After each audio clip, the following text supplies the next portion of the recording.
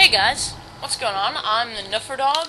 Here we are, going back out the entrance of the Phazon Mines. In the last episode, we made our way back up the Phazon Mines after getting the power bombs, and reclaimed our old friend the grapple beam. This time, we're going to get our last Visor upgrade from the Life Grove in the Talon Overworld, which apparently has seen an increase in spectral activity, so we can predict some pretty irritating enemies there. And that Phazon, you'd think there would be a power-up under there, but there isn't. Kind of a dick move, considering Phazon hurts you when you touch it, so you have to try to avoid the stuff. But anyway, here we are in the Great Tree Hall, just making my way up, killing seedlings, blowing up sap sacks. So sappy. I'm so clever. Okay, blood flower. Pretty easy to defeat with the ice beam. Actually, they're not too much of a threat for the ice beam, but we don't even have to wait for them to fire anything. Now that we have it, we can just shoot an ice beam and then a missile at them, and we're good.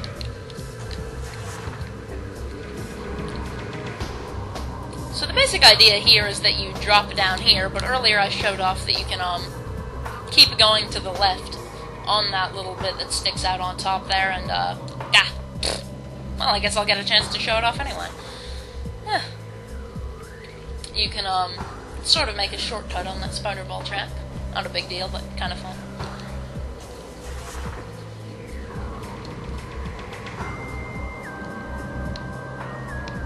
Yeah. Directions are hard. Like that. Usually I manage to do it smoothly, more smoothly than that. I guess it's the Let's Play curse. Always must suck when playing on camera. Lucy's Bendisium, we destroy that. I know there's a power-up in this room. Don't quite remember what type, but I know there is one. And I used to be able to get it, and then I forgot how to get it when I was doing my practice run, ironically, and wow, I'm sucking at this half-pipe here. 2D half-pipe is apparently more awkward than 3D half-pipe. And then I had to look it up because I had forgotten, but you blow up that. Okay, it's a missile expansion. I was thinking it might have been like an energy tank or something, which would have been even more awesome, but a missile expansion is always handy. There's so many of those, we certainly want to get them while we can. Well, I mean, we always will be able to, but get them while it's handy, rather than having to wait till the end of the game. So here we are in the Life Grove.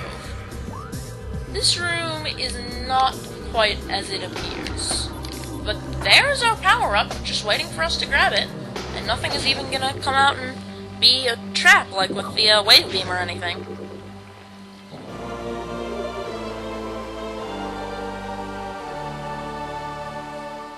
X-ray visor acquired. Press D-pad to the right to activate visor. So yeah. Life growth more than meets the eye. Most of these walls are hollow.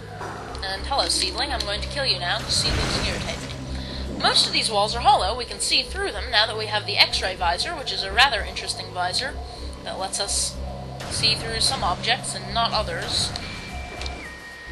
So, there is a way to destroy these walls. I believe they are also made of... Yep, of course. Freaking everything at this stage in the game is made of Bendisium. Power bombs are like the go-to item for destroying things. Though it's like that even in the 2D Metroid games.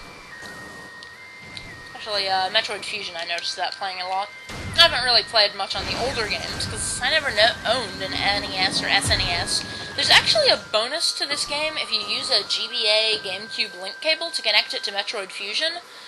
If you've beaten Metroid Fusion, you can use the GameCube to play the original Metroid on the NES.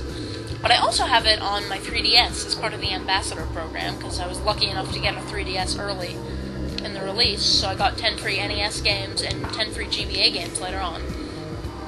So here's the Life Grove, and it can be kind of difficult to figure out all this stuff here.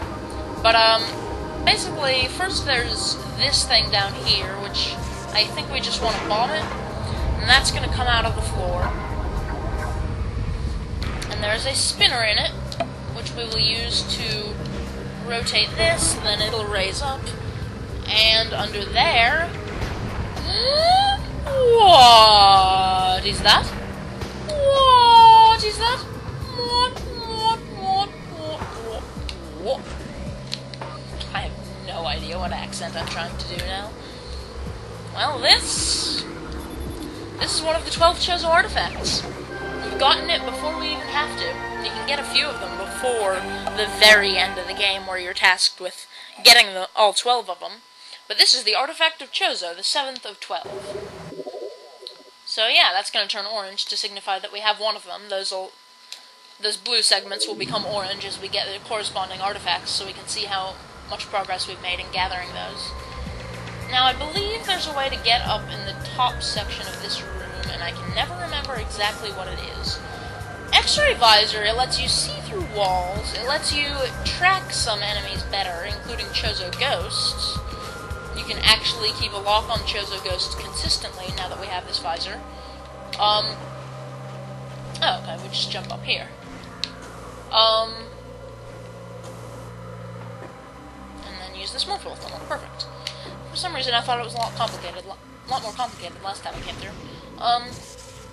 And X-ray Visor also sometimes lets us see invisible platforms, like in the Metroid Quarantine I mentioned. There's an invisible platform, which we will use.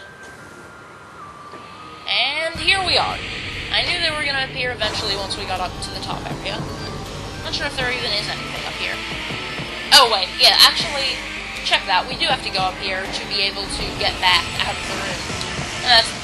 You'd think that Samus's armor, since it's made of hard metal, would block the X-rays, and so Samus would look much the same with the X-ray visor on as she does normally, but for some reason, apparently her armor doesn't block X-rays, despite being made of metal, and so when her hand comes up like that after getting hit, it looks like a skeleton. That's, I guess, kind of a neat visual effect. But anyway, one of the biggest draws of this X-ray visor, X-ray visor,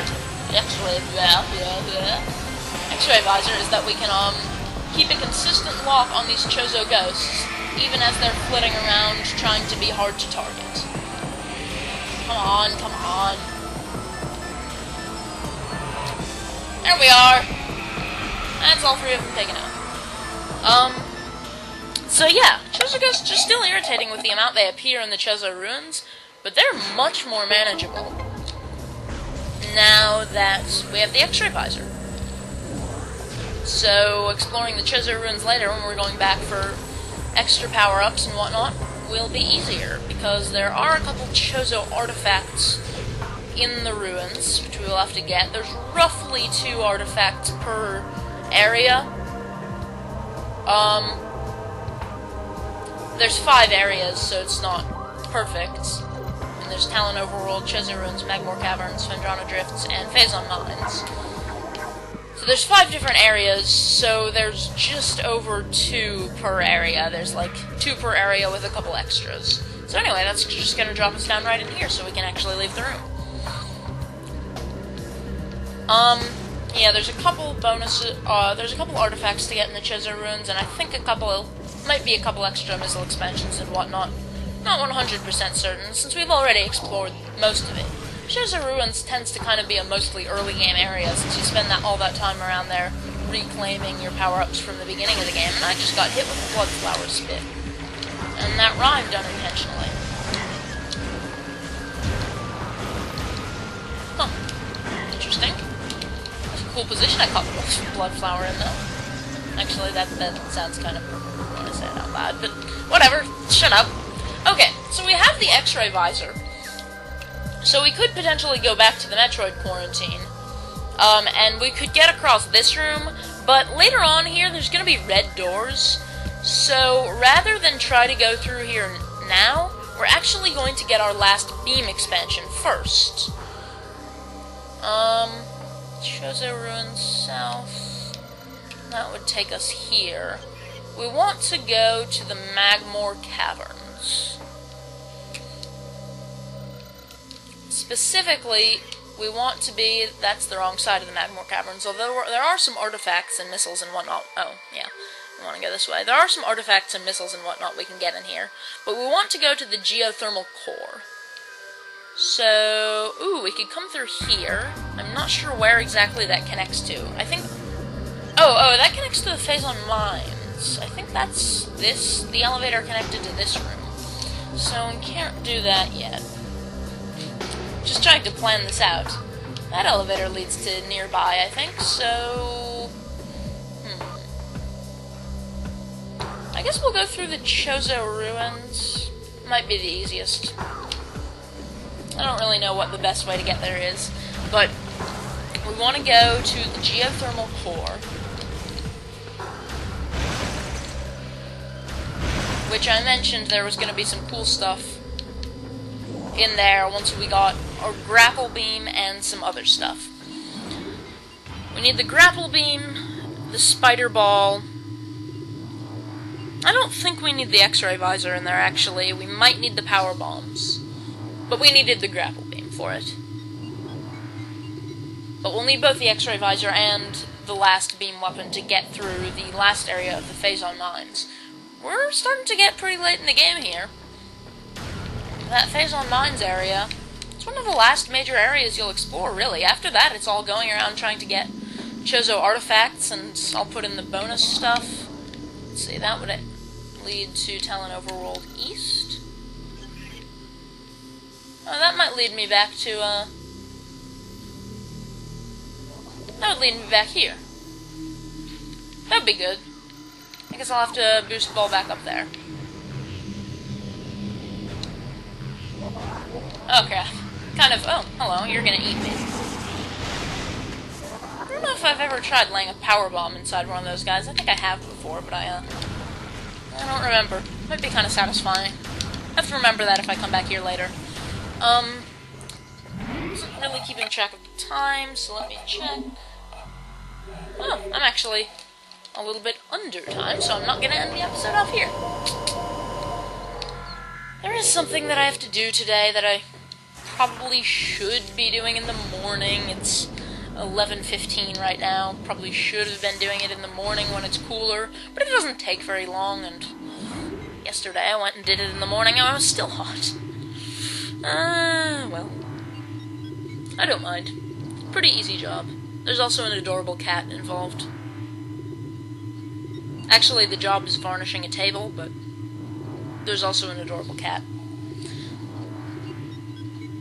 So, all good stuff. I'm going off on random tangents again. But anyway, here we are. There are some Geemers. The last beam weapon can actually destroy Geemers without any missiles. It's so overpowered and so awesome.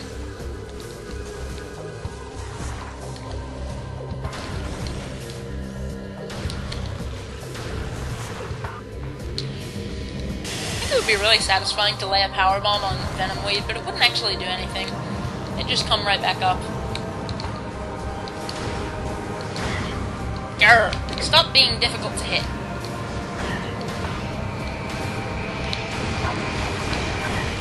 You know, the grapple beam, you can see we can finally use these grapple points to get across here. There's also a lot of new stuff we'll be able to do in Phendrana Drifts. Most of it optional, some of it involves getting artifacts. You'll notice the arm cannon goes away when we use the grapple beam, despite the fact that it could be used because the arm cannon's on Samus's right arm while the grapple beam's on the left. But the grapple beam is one of those power-ups that they do a lot more with in later games, kind of like the spider ball. In Metroid Prime 2, they add the ability to shoot while using the grapple beam, and there's at least one boss fight that uses that pretty well. But Metroid Prime 3 is where they really go all out with grapple stuff, because Metroid Prime 3 had the Wii controls, so they wanted to add in some more motion control related things. So you actually use the grapple beam by swinging the nunchuck around. Alright, I think I'm going to call this another episode. Next time we're going to finish making our way toward the Magmore Caverns and probably get the next beam weapon. See you guys then.